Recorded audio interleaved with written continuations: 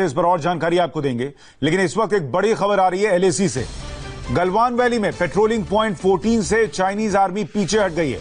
सूत्र बता रहे हैं कि पीएलए ने अपने अस्थायी ढांचे हटा लिए हैं। अब करीब 2 किलोमीटर तक इलाका पूरी तरह से साफ हो चुका है। दोनों पक्ष पीछे लौट गए हैं, यह बताया जा रहा है। आपको कल हमने बताया था कि फिजिकल वेरिफिकेशन होना है, उसी में यह जानकारी आ रही है कि गाड़ियां भी पीछे जा चुकी हैं, जो पोस्ट थे वो पीछे चले गए हैं और इसकी तस्दीक फिजिकल वेरिफिकेशन में हो गई है।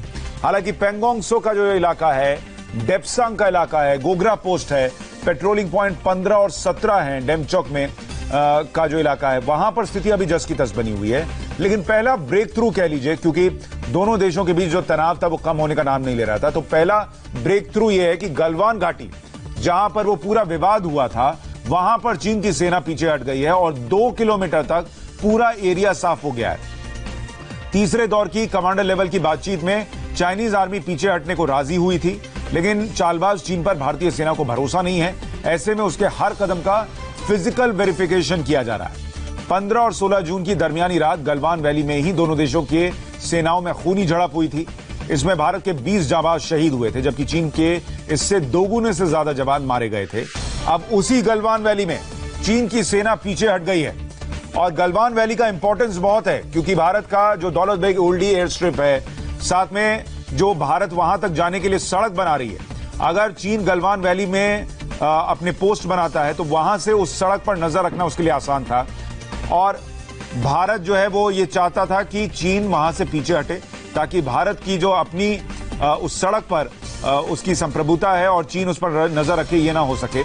इसलिए ये बहुत अहम है। और इस वक्त हालांकि आधिकारिक बयान अभी भारतीय सेना की तरफ से नहीं आया। ये जानकारी हम आपको, जो सूत्र हमें जानकारी दे रहे हैं उसके हिसाब से दे रहे हैं।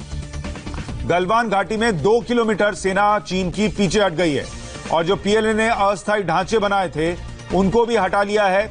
दोनों पक्ष पीछे लौटे हैं, गाड़ियां भी पीछे चली गई हैं। आपको याद होगा जो हमने आपको सैटेलाइट मैप दिखाया था, सैटेलाइट इमेजेस दिखाई थी, उसमें यह नजर आ रहा था कि चीन की कई गाड़ियां गलवान घाटी में खड़ी थी और वहां पर कुछ स्ट्रक्चर्स भी बनाए गए थे।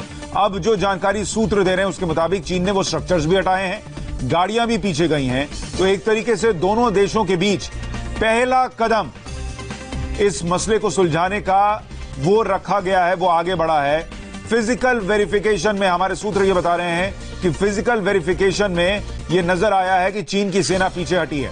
हमारे साथ जो एक्सपर्ट्स लगातार जुड़ रहे थे उन्होंने ये कहा था कि चूंकि चीन पर आप बिल्कुल भरोसा नहीं कर सकते, इसलिए यह तय हुआ था कि 96 घंटे, यानी जो जब से ये बातचीत हुई उसके 4 दिन के अंदर चीन अपने वादे पर खरा उतर रहा है या नहीं, पीछे जा रहा है या नहीं, इसको फिजिकली वेरीफाई किया जाएगा और तभी बात आगे बढ़ेगी।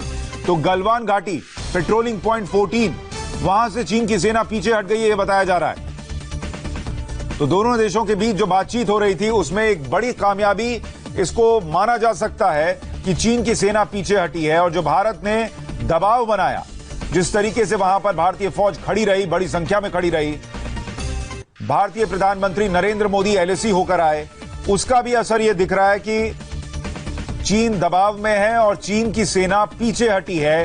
पेट्रोलिंग पॉइंट 14 से गलवान वैली में 2 किलोमीटर पीछे हट गए हैं चाइनीज सैनिक, ये सूत्र बता रहे हैं। हालांकि अभी सेना की तरफ से आधिकारिक बयान इस पर आना बाकी है, लेकिन दोनों पक्षों के पीछे लौटने का मतलब ये कि शुरुआत अच्छी है। हालांकि विवाद सुलझ गया ऐसा नहीं है, अभी भी पेंगोंग सो का जो इलाका है वहां पर तनाव बना हुआ है, वहां पर दोनों तरफ की सेनाएं आमने सामने हैं। साथ ही जो डेप्सांग का इलाका है वहां पर चीन ने अपना जमावड़ा बढ़ाया था, वहां पर अभी स्थिति वैसी की वैसी है। डेमचौक के इलाके में तनाव बना हुआ है। दूसरे इलाकों में अभी परिवर्तन नहीं है, लेकिन पहला कदम आगे बढ़ा है, एक तरीके से कह सकते हैं, तब जब चीन ने कदम पीछे खींचे हैं। गलवान घाटी में पेट्रोलिंग पॉइंट 14 से चीन की आर्मी पीछे हटी है। तो इस बड़ी खबर पर हम और जानकारी के साथ लौट रहे हैं एक छोटे से ब्रेक के बाद। मनीष प्रसाद हमारे सहयोगी भी कुछ अपडेट्स के साथ जुड़ेंगे, जल्द लौट रहे हैं।